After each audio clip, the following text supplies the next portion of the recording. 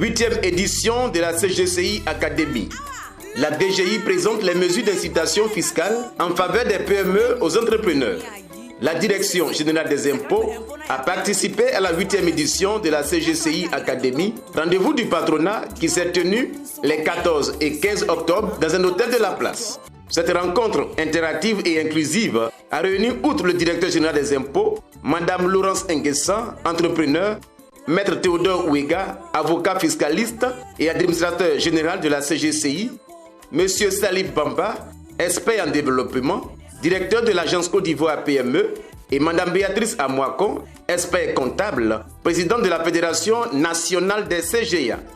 Le premier responsable de l'administration fiscale a exposé les mesures d'incitation fiscale au profit des PME en indiquant des décisions prises par le gouvernement en vue d'apporter des solutions aux problèmes spécifiques rencontrés par cette catégorie d'entreprises. En faisant l'état des lieux, on peut se rendre compte que ce dispositif-là est créé pour accompagner les petites et moyennes entreprises, pour susciter l'entrepreneuriat. La petite entreprise au plan fiscal, c'est une entreprise qui a un chiffre d'affaires inférieur à 1 milliard de francs CFA. En matière patente, puisque c'est le premier impôt auquel les entrepreneurs sont confrontés lorsqu'ils commencent leurs activités, ces petites et moyennes entreprises bénéficient d'une exonération de patente de 2 ans, c'est-à-dire dès les 2 premières années de création. Cette exonération a été portée à 5 ans avec l'annexe fiscale 2019 que nous exécutons. Donc, une petite et moyenne entreprise qui se crée est exonérée de patente pour 5 ans. Une petite et moyenne entreprise qui se crée et qui dispose d'actifs immobiliers, notamment un bien immobilier, bâtiment, est exonérée de l'impôt foncier pour une période de 2 ans à hauteur de 25%. La même petite et moyenne entreprise qui se crée et qui veut modifier, par exemple, sa forme juridique ou son capital, est exonérée de droits d'enregistrement et de timbre. Les petites et moyennes entreprises sont également exonérées de droits d'enregistrement et de timbre pour tous les marchés passés avec l'État. Elles bénéficient de crédits d'impôt sur le bénéfice pour création d'emplois, c'est-à-dire je suis une petite et moyenne entreprise. La loi me demande seulement de créer 2 emplois. C'est le minimum qu'on me demande. Pour les grandes entreprises, c'est beaucoup plus important, ça va de 5 à 10 emplois. Donc si vous créez 2 emplois, vous avez un crédit de 2 millions. Si vous en créez 10, vous avez un crédit de 10 millions. Vous avez également un autre dispositif qui est fait uniquement vraiment pour les petites et moyennes entreprises. C'est lorsqu'elles acquièrent des brevets ou des licences. Dans le cadre de l'exploitation de leur activité, elles bénéficient d'un crédit d'impôt égal à 20% du montant de l'acquisition. Si vous avez acheté un brevet à 1 milliard, 20% de 1 milliard, ça fait quand même 200 millions à imputer sur l'impôt sur les bénéfices. Toutes ces mesures devraient permettre aux opérateurs économiques d'exercer en toute sérénité leurs activités. Le directeur général a également relevé le contrôle à blanc qui constitue une mesure inédite qui n'existe dans aucun pays. Vous êtes créé une nouvelle entreprise, jeune entrepreneur, vous ignorez vos obligations fiscales, vous pouvez vous rendre à nos guichets pour vous informer. Mais vous pouvez demander à l'administration de venir vous contrôler sans pénalité. Cette faculté n'est offerte qu'aux petites et moyennes entreprises. Les grandes entreprises ne bénéficient pas de ce privilège. Donc aujourd'hui, si vous créez votre entreprise et que vous avez des doutes sur la gestion fiscale, vous nous saisissez. Nous allons commettre des vérificateurs aux frais de l'État pour aller vous faire une revue pour vous dire attention, voilà ce qui ne va pas chez vous, vous venez de commencer à corriger.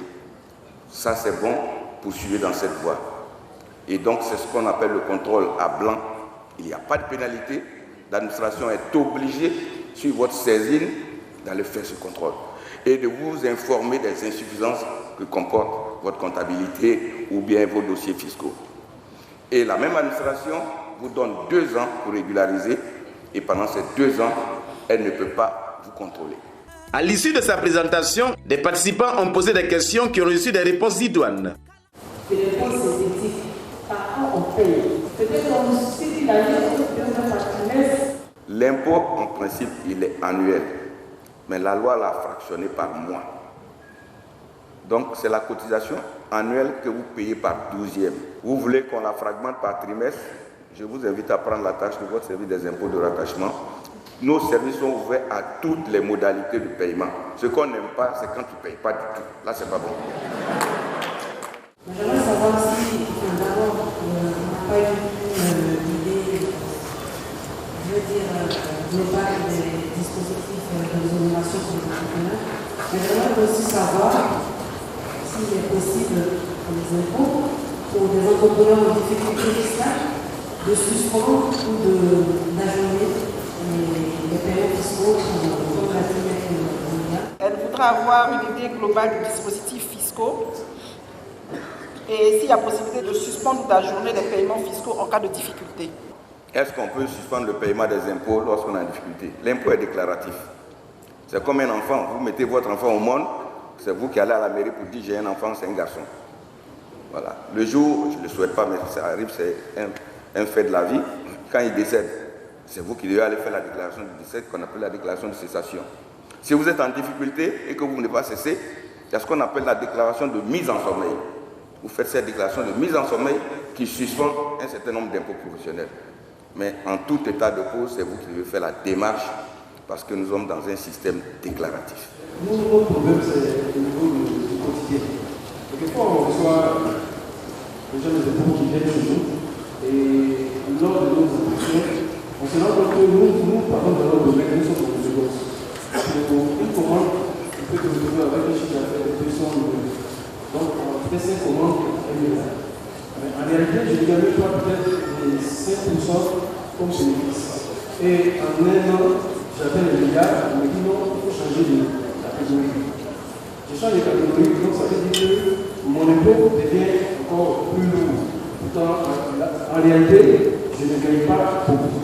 Il voudrait savoir dans quelle catégorie fiscale on devrait le mettre pour qu'il puisse bénéficier justement de son chiffre d'affaires bas. Vous disposez de voies de recours tous nos concitoyens qui sont là. Qu'il s'agisse de questions d'assiette, de contrôle, de recouvrement. Nous avons l'Observatoire du contrôle fiscal. L'Observatoire du contrôle fiscal est là pour ça. C'est-à-dire toutes les pratiques qu'on décrit sur le terrain. Le travail des agents des impôts est encadré par la loi. Toutes nos procédures sont encadrées par la loi. Donc s'il y a des agissements qui ne sont pas conformes à l'éthique, qui ne sont pas conformes à la déontologie, vous nous saisissez. Maintenant, pour ce qui est du chiffre d'affaires, je peux vous rassurer qu'il n'en est rien. Ce n'est pas parce qu'on vous a changé de service de gestion, parce que vous avez excédé le milliard que vos impôts changent. Non. Moi, j'ai une entreprise qui ne fait pas 5 millions de chiffre d'affaires. Du coup, je ne sais plus exactement là où je suis, dans quelle catégorie je suis. Abdoulaye Sidibé, qui souhaiterait connaître les catégories imposables suivant la déclaration fiscale de chaque entrepreneur. En principe, vous avez un chiffre d'affaires qui n'atteint pas les 5 millions, qui est le seuil plancher de l'impôt synthétique. Vous êtes d'office éligible à la taxe forfaitaire des petits commerçants et artisans qui est prélevée par les mairies. Malheureusement, dans votre cas, vous voulez quand même compétir à la commande publique. Donc, le seuil le plus bas auquel on peut vous mettre, c'est les 5 millions. Sinon, vous ne pouvez pas compétir. Moi, seulement, je n'ai pas encore exercé mon activité et on me demande de payer d'abord l'impôt. Parce que j'ai une PFE, on me dit que je viens de créer la entreprise, donc je dois d'abord passer à la caisse de payer l'impôt. Il a créé une entreprise, en fait, il n'exerce pas encore. On lui demande de payer l'impôt. Alors, il voudrait savoir d'abord si c'est normal. Et si c'est normal, est-ce qu'il y a possibilité de créer un moratoire pour qu'il puisse quand même leur permettre de se développer? Sur votre déclaration fiscale d'existence, qu'est-ce qui est marqué? Quel est votre régime d'imposition? RSI. Vous êtes au RSI. Je vous ai parlé d'exonération de patente pour 5 ans. Vous êtes au RSI. Vous êtes à un régime réel d'imposition. Vous êtes éligible d'office à l'exonération de patente. Cette exonération, elle vous est acquise de droit. C'est-à-dire que vous n'avez pas besoin de demander. La loi vous offre ça à la naissance de votre entreprise. L'adhésion d'un contribuable à un centre de gestion agréé donne lieu à des avantages fiscaux. C'est-à-dire le simple fait que vous soyez rattaché à un CGA, votre impôt est divisé par deux, lorsque vous devez. Mais si vous êtes sous une période d'exonération, là vous ne devez rien du tout.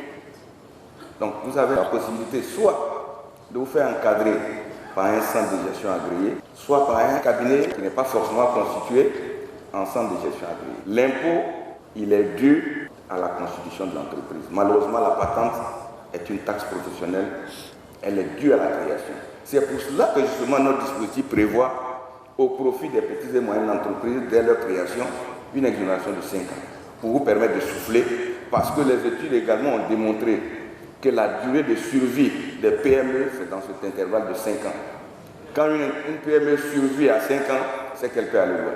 Vous avez la possibilité aujourd'hui de transmettre vos états financiers via Internet à travers notre application IAS.